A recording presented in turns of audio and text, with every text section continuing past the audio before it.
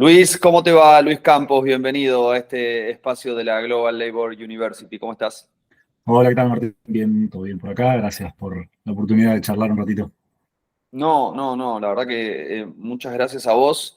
Es muy importante contar con tu opinión. De hecho, vos participás como uno de los docentes en los videos de este curso de Desafiando al Poder Corporativo en las Cadenas de Suministro Global, así que también por eso era muy importante poder conversar contigo. También vas a estar en un webinario que va a formar parte del curso.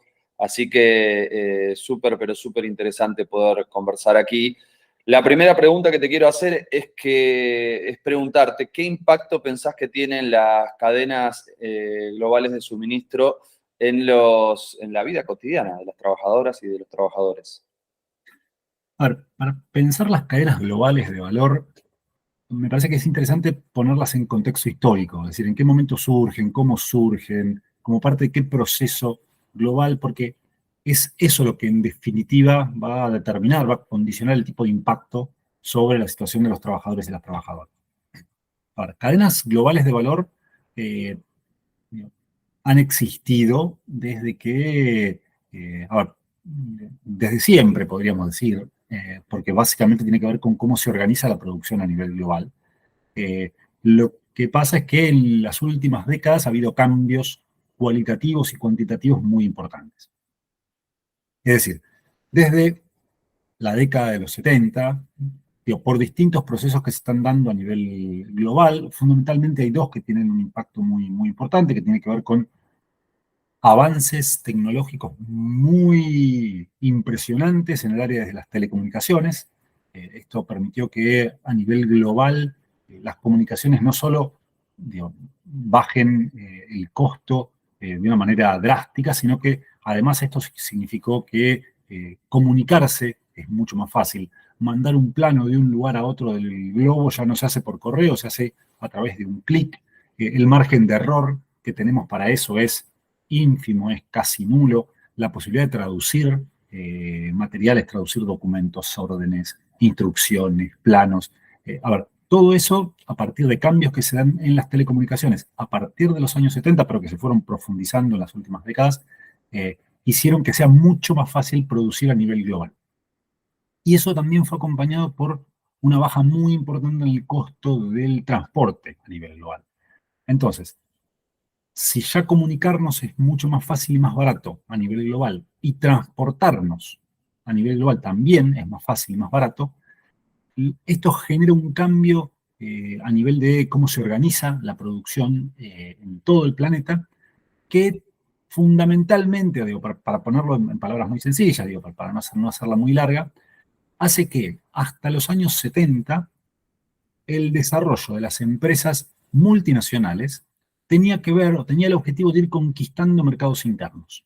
Entonces, se instalaban en los países en las periferias, se instalaban, ponían fábricas, ponían filiales, hacían contratos con empresas locales, pero con el objetivo de ganar esos mercados internos. Por ende, si lo que querían era ganar esos mercados internos, el salario de los trabajadores y trabajadoras en esos mercados periféricos, en esos mercados que no eran el de la casa matriz de esas multinacionales, era un componente importante de la demanda agregada. Es decir, venía una automotriz a la Argentina, a Brasil, o venía una empresa de indumentaria a Colombia, a Chile, se instalaba para producir y para venderle a las personas que vivían en Argentina, que vivían en Brasil, que vivían en Chile, que vivían en Colombia. Entonces, el salario de esos trabajadores y trabajadoras era una parte muy importante de la estrategia de acumulación de esas empresas, porque básicamente querían ganar esos mercados internos. Como ahora ya no, digo, ya es mucho más fácil pensar la producción a nivel global, la producción se empieza a fragmentar en múltiples pedacitos. Digo, ya no se hace toda la producción en un único lugar. Digo, ese auto que se producía en alguna empresa subsidiaria de la Ford, de la General Motors, en los años 60, en los años 70, ahora ya se hace a nivel global. Hay una partecita de ese auto, una partecita de esa prenda de vestir, una partecita de lo que quieras, digo, que se está haciendo en un país, otra partecita en otra. El diseño se puede hacer en un lugar el empaquetamiento en otro, el procesamiento en otro, la confección, la tintura. La producción, a partir de estos cambios tecnológicos que hubo a partir de los años 70, se puede fragmentar en múltiples, cada vez en pedacitos más chiquitos. ¿Y esto con qué objetivo? Con el objetivo de buscar ya no la reducción de los costos en términos relativos, sino fundamentalmente de buscar los costos más baratos para ese proceso, para esa parte del proceso productivo. Entonces, si yo lo que busco como empresa multinacional es que cada partecita se haga al menor costo posible en donde se hace, la situación de los trabajadores y trabajadoras de ese país que están haciendo esa parte del proceso productivo no me interesa. No forma parte, pasa a ser un costo. Yo no quiero conquistar el mercado interno de Bangladesh mandando a hacer las tinturas de las textiles a Bangladesh. Yo lo que quiero hacerlo es lo más barato posible, porque después el producto final de la industria textil no se va a vender en Bangladesh. Se va a vender en alguna tienda en Europa, en alguna tienda en América, en el norte, en alguna tienda de algún país asiático que esté en proceso de crecimiento. Se va a vender en otros lugares. Entonces, esto es un cambio muy importante porque para las empresas multinacionales, que son las que organizan y controlan estas cadenas globales de valor, el salario de los trabajadores y trabajadoras que hacen cada porción de ese proceso productivo deja de ser un componente de esa demanda agregada, deja de ser un elemento importante al momento de pensar cómo realizar esas mercancías y no tiene límite en cuanto a la reducción al absoluto. Y cuando digo Este proceso, Luis, discúlpame, este proceso tan detallado que estás dando, de alguna manera me imagino que también afecta a los trabajadores de los países donde están las casas matrices de esas empresas. Y lo que hemos visto en los últimos años es como una suerte de tendencia hacia un proteccionismo incipiente, tal vez no tan fuerte, no tan a la vieja usanza, pero lo vimos primero con Trump, con ese discurso de volver al sueño americano y volver a traer las plantas a Estados Unidos, y un poquito está también en el planteo de Biden, que hasta termina apoyando a algunas huelgas como ocurrió en las últimas semanas. ¿Qué puede pasar? ¿Cómo ves ese proceso? Me salgo un poquito de guión, pero me parece interesante esta repregunta. No, es que absolutamente, a ver, esta estrategia del capital, de vuelta, posibilitada por cambios tecnológicos, pero esta estrategia del capital tiene que ver, por un lado, con responder a el crecimiento de las luchas obreras de los años 60 y 70. Pero, como bien decías, no es que solo afecta a los trabajadores y trabajadoras de los países más periféricos, los países más postergados. También afecta a los trabajadores y trabajadoras de los países centrales. Porque lo que le permitió también a estas empresas que controlan estas cadenas globales de valor es deslocalizar muchas porciones de ese proceso productivo que antes se hacían en los países centrales.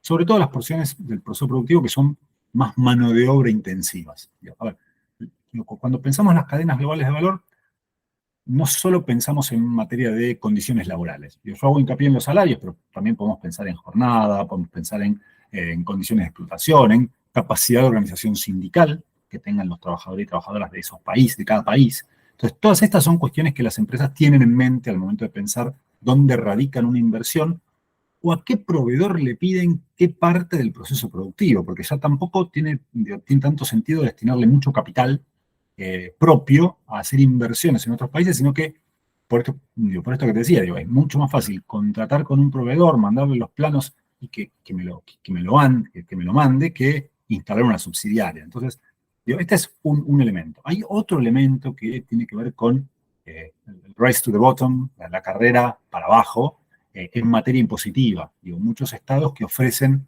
mejores regímenes impositivos para disputar inversiones. Y el otro punto, para cerrar esta primera parte y ahora meterme en tu pregunta, tiene que ver con los costos ambientales. Muchas veces las empresas también fragmentan los procesos productivos para llevar las partes más contaminantes a aquellos espacios estatales donde los costos de contaminar son menores. Ahora, en este contexto, esto también, como vos decías, tiene impacto en el centro y tiene impacto en las clases obreras de los países centrales. Y gran parte de este malestar, a ver, lo hemos visto en el caso de Estados Unidos, es muy clarito, uno de los principales, por lo menos lo que termina siendo definitorio para el triunfo de Trump, es ganar en los estados donde históricamente los demócratas eran muy fuertes porque tenían una presencia sindical muy fuerte. Y esto está directamente relacionado con que en esos estados la deslocalización de una parte importante de los procesos productivos hizo que las condiciones de trabajo de los trabajadores y trabajadoras se deterioraran muchísimo y que esta idea de los demócratas de la costa organizando un Estados Unidos global que iba hacia el progreso indefinido, bueno, se olvidaron de los trabajadores y las trabajadoras. Y Trump vino a interpelar eso. Y no es casual que Biden también intente volver a regenerar ese vínculo que históricamente era entre sindicatos y demócratas. Pero esto también lo vemos en el malestar que hay en muchos países europeos y donde lamentablemente los partidos socialdemócratas no pudieron dar respuesta a esto y hay una parte muy importante de la clase obrera, si querés, en Europa occidental, que se vuelca a opciones de extrema derecha en este contexto de un deterioro creciente de las condiciones de vida que está íntimamente ligado con los cambios en la organización del proceso productivo a nivel global, a partir de la consolidación de esta estrategia de cadenas globales de valor muy caracterizada, muy signada por esta lógica de buscar el costo absoluto, el costo menor en términos absolutos en cada parte del proceso productivo. Entonces, hay cambios económicos, hay cambios en la organización de los procesos productivos y esto ahora ahora, ya hace unos cuantos años, estamos viendo como también tiene impacto en términos políticos. ¿Para dónde va? ¿Es posible volver a estrategias proteccionistas como las que conocimos hasta los años 70 o más aún, como las que conocimos en los inicios del desarrollo del capitalismo? Claramente se están planteando como posibles, como necesarias. Habría que ver si eso a esta altura de la integración a nivel global de las cadenas de valor y estando en juego los intereses de esas empresas que son las que en definitiva también tienen un peso político, también juegan su partido, no me parece que vaya a ser tan claro y no está entrando en este razonamiento qué es lo que está pasando en aquellos sectores, aquellas áreas geográficas donde se fueron trasladando gran parte de estos procesos productivos. Cuando hablamos a nivel global, y por ejemplo en nuestros países, en América Latina, en Sudamérica, se suele hablar de que hay una caída del empleo industrial, que el empleo industrial está cayendo. Y efectivamente, si vemos los datos de cualquiera de los países de América Latina, vamos a ver que efectivamente el empleo industrial está cayendo. Ahora, a nivel global esto no necesariamente es tan así. A nivel global, tan solo cuando ponemos arriba de la mesa el crecimiento del empleo industrial en China, en India o en otros países del este asiático, ahí el peso, la cantidad, en términos absolutos de la que estamos hablando, hace que el neteo no sea tan claramente negativo, más allá de los cambios tecnológicos que están produciendo. Entonces, ahí sí hay una articulación productiva en el este asiático, que además empieza a tener su correlato en términos políticos y de integración con los BRICS, con lo cual yo no creo que sea tan claro que se pueda volver a estrategias proteccionistas como las que había, si querés, en el siglo XIX o principios del siglo XX, pero sí es cierto que, a ver, van a haber alternativas, van a haber opciones de política que busquen ir hacia cierto neoproteccionismo y en definitiva, a ver, no deja de ser, a ver, hablar de proteccionismo es una cosa, ahora si lo ponemos en otros términos, lo ponemos en términos de, bueno, ¿cómo volvemos a re-regular la actividad de estas corporaciones? ¿Cómo volvemos a imponerle límites para la actuación de estas corporaciones para que no rumbeen a lo largo del globo buscando reducir los costos laborales, impositivos, ambientales a su gusto? Bueno, tal vez el mejor nombre no sea proteccionismo, pero parte de la respuesta que debería impulsarse desde el sector del trabajo sería una re-regulación de la capacidad de acción, de la capacidad de intervención de estas corporaciones, para que esta reorganización de los procesos productivos a nivel global no tenga los impactos que está teniendo, porque en definitiva también esto se va a traducir en un mundo cada vez más injusto. Cuando hablamos del famoso 1%, este 1% que se hizo muy famoso en Estados Unidos con el Occupy Wall Street, y decían, bueno, el 1%, el problema no es Estados Unidos, el problema es el 1% de Estados Unidos. Ahora, si vamos al resto de los países, empezamos a ver que ese 1% también existe en prácticamente todos los países. Y había algún artículo, más un artículo de discusión, pero que planteaba, bueno, ojo porque tal vez ese 1% de todos los países no es tan distinto entre sí. O sea, el 1% más rico de Argentina no vive muy distinto que el 1% más rico de Estados Unidos. O sea, se van de vacaciones a los mismos lugares, tienen la plata en los mismos fondos de inversión, en los mismos paraísos fiscales, seguramente les administren sus cuentas los mismos estudios de abogados y los mismos estudios contables que también operan a nivel global. Y no importa si estás en un país periférico como Argentina o en un país central como Estados Unidos o Alemania.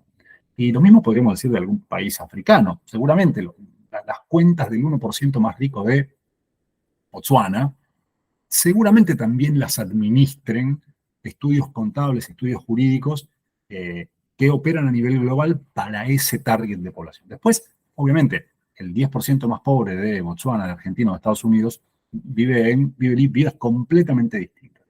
Pero esta idea de un mundo donde hay una élite económica, política, financiera, que es la que se apropia de los beneficios de estos cambios que ha habido en la producción en los últimos 40, 50 años, me parece que también requiere una acción que es nacional, pero que es global. Requiere ser impuesta en los dos niveles. Entonces, la reacción nacional seguramente va por el lado de poner regulaciones a la operatoria de estas corporaciones, poner límites, y podríamos buscar muchas de las herramientas clásicas de las políticas desarrollistas que tienen que ver con el proteccionismo, pero muchas otras que seguramente tengan que ver con lo financiero, que es una dimensión que estaba bastante ausente en aquel momento, si querés, en el viejo proteccionismo. Pero también hay una necesidad de una respuesta global que el hecho de que estas discusiones estén llegando a los países centrales tal vez pone algo de optimismo. No es lo mismo cuando estas regulaciones eran reclamadas desde países periféricos, si querés de tamaño intermedio, pero periféricos al fin, que pensemos en Argentina, Brasil, México, Colombia, en nuestra región, que si estas discusiones empiezan a llegar a países centrales. Y lo que está pasando, por ejemplo, ahora con las huelgas en Estados Unidos y el propio gobierno de Estados Unidos poniéndose, no te digo al frente de las huelgas, pero sí como un actor importante en esos conflictos, da la pauta de que ahí hay algo que se está discutiendo y que tal vez en algún futuro no muy lejano pueda llegar a algún tipo de propuesta, algún tipo de iniciativa para ponerle un tipo de límites a esta desorganización organizada de la producción vía estas cadenas globales de valor. Te quería preguntar en relación a lo que estás contando, te pido disculpas si se escuchan algunos golpecitos, tengo un vecino en obra en este momento. ¿Qué instrumentos tienen? Está un poco vinculado a lo que vos estás contando, pero ¿qué instrumentos tienen las trabajadoras, los trabajadores y sus organizaciones justamente para enfrentar estos efectos negativos de las cadenas de suministro que vos estás contando? Yo creo que hay que separar en dos niveles. Por un lado, el plano regulatorio estatal, porque a veces aparece como que los trabajadores estamos al margen de las regulaciones estatales, y todo lo contrario. O sea, los trabajadores, las trabajadoras, las organizaciones sindicales, podemos incidir, podemos empujar cambios regulatorios que tienen que ver con una respuesta más a nivel global. Cuando digo a nivel global, digo una respuesta más integral de los estados, que podrá ser a nivel nacional, podrá ser a nivel regional, pero digo, ese es un nivel de respuesta. Entonces ahí me parece que hay que pensar la respuesta por el lado regulatorio estatal como uno de los instrumentos posibles. La segunda dimensión tiene que ver con la propia organización sindical. Es decir, la organización sindical a lo largo de esas cadenas de globales de valor es un elemento central que ha tenido intentos, no es que no los ha habido, por ahora no han sido muy fructíferos, pero hay que seguir profundizando esa línea por el lado de la organización sindical, porque sin duda no va a haber respuesta efectiva si los trabajadores de toda la cadena, o al menos de una gran parte de la cadena, no tienen instancias de coordinación entre sí. Digo, la posibilidad de hacer una huelga global en una empresa, en una corporación, la posibilidad de hacer huelgas en algunos eslabones de esa cadena de valor, pero que afecten al que controla la totalidad de la cadena. Este tipo de discusiones, por ahora tenemos todos casos sueltos, no tenemos estrategias que se hayan generalizado, pero no deja de ser necesario seguir profundizando por ese lado. Si querés, en el plano regulatorio, sin duda hay que avanzar por el lado de herramientas financieras, digo, herramientas que indaguen sobre la estructura financiera de estas cadenas globales de valor, herramientas que indaguen o que profundicen acciones tendientes a responsabilizar patrimonialmente a las empresas que controlan los núcleos estratégicos de esas cadenas globales de valor. Es decir, no tiene sentido que yo condene, que la justicia de un país condene por daño ambiental a un proveedor de una gran petrolera sin mirar cómo la actividad de ese proveedor benefició a esa petrolera. Entonces, ahí sin duda, cualquier discusión normativa que ponga hincapié, que haga hincapié en en la responsabilidad patrimonial de ese proveedor, que puede ser hasta una pyme local, necesariamente tiene que ir viendo, tiene que ir generando nuevas herramientas para ir a los núcleos estratégicos, para identificar y responsabilizar al que controla ese núcleo estratégico en la cadena de valor. Y por el lado de la organización sindical, bueno, por lo pronto hay una tarea pendiente de parte de muchas organizaciones que tiene que ver con buscar información, para identificar, mapear en qué porción de la cadena global de valor se encuentra un determinado establecimiento, una determinada industria, cómo se relaciona ese establecimiento, esa industria con sus proveedores, con sus clientes. Muchas veces, y esto tiene que ver también con la urgencia que enfrentamos las organizaciones sindicales en el día a día, no tenemos tiempo para eso, no tenemos recursos para hacer ese tipo de estudios. Pero en algunos casos sí existen, en algunos casos sí hay iniciativas. Me parece que profundizar por ese lado es súper importante. Yendo a nuestra región, digo, América Latina, lo que ha sucedido con estos cambios en la organización productiva es que se consolidó y se sigue consolidando una estructura productiva muy ligada a la exportación de materias primas, con poco valor agregado. Y esto para los trabajadores, para las trabajadoras de la región, es tremendo, porque lo único que queda en ese caso, si se consolida ese patrón de especialización productiva, es discutir la apropiación de la renta. Es decir, van a decir, a ver, estas empresas están ganando mucho, que repartan un poco. Pero esa estrategia es de muy corto plazo y no va a permitir sostener niveles, incrementar los niveles de vida, las condiciones de vida de los habitantes de esta región, no te diría por mucho tiempo, ni siquiera por poco tiempo. O sea, las estrategias que tienen que ver con disputar la apropiación de la renta de producciones primarias suelen ser de muy corto plazo, porque no son sustentables en el tiempo. Entonces, y me parece que parte de la autocrítica que deberíamos hacernos en nuestra región respecto de lo que fueron los gobiernos progresistas de la primera década de este siglo, tiene que ver con que en muchos casos terminaron siendo experiencias que distribuyeron renta en un contexto exterior muy favorable, con precios de los commodities creciendo muchísimo, pero que no tradujeron esas condiciones en un proceso de desarrollo que fuera sostenible en el tiempo. Cuando esos precios, cuando ese ciclo de alza de precios se agotó, ya no hubo mucha más renta para distribuir y esto generó conflictos y en muchos casos el retroceso de esas experiencias políticas que en muchos otros aspectos habían sido muy positivas, fueron muy positivas, pero que en el plano económico no pudieron ir más allá de esa redistribución de renta que tiene que ver de vuelta con el lugar que ocupa nuestra región en el mercado mundial como proveedora de materias primas. Y esto de vuelta tiene que ver con esto que charlamos al principio, con esta búsqueda que tienen las corporaciones de ya no de conquistar los mercados internos. El mercado interno de Argentina ya no les importa. El de Brasil por ahí importa un poco más, porque es más grande, pero tampoco importa tanto. Y sí buscar, bueno, ¿qué es lo que puedo hacer más barato en Argentina? ¿Qué es lo que puedo hacer más barato en Brasil? ¿Qué es lo que puedo hacer más barato en Chile? ¿Qué es lo que puedo hacer más barato en Colombia, en Ecuador, en Bolivia, en México? Y ir y destinar esa parte o buscar maximizar la ganancia en esa porción del proceso productivo, que, de vuelta, en nuestra región, a lo que tiende es a potenciar esa especialización en la exportación de productos primarios de muy bajo valor agregado.